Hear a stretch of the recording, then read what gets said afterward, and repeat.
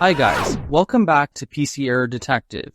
Today I'm going to show you how to give myself full permission in Windows 10, and I'll guide you step by step so you can easily manage your files and folders. Step 1. Open File Explorer by typing File Explorer in the search bar and clicking on it from the results. This is where you can access all your files and folders easily. Step 2. Navigate to the folder you want to give yourself full permission for and select it. Make sure you choose the correct folder, as this will give you full control over it. Step 3. Right-click the folder and choose Properties. The Properties window shows all settings related to the folder, including security options. Step 4. Go to the Security tab and click on Advanced. The Advanced settings allow you to change ownership and permissions for the folder. Step 5. Click on Change next to the Owner field.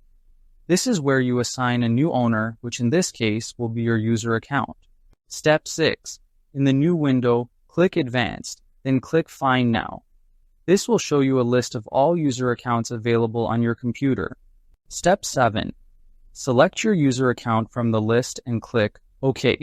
Make sure to choose your account correctly so that you have full access. Step 8. Click OK again to confirm the selection. This finalizes the ownership change for the folder. Step 9.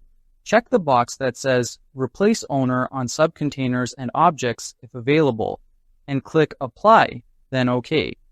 This ensures all files and subfolders inside the folder also get full permission.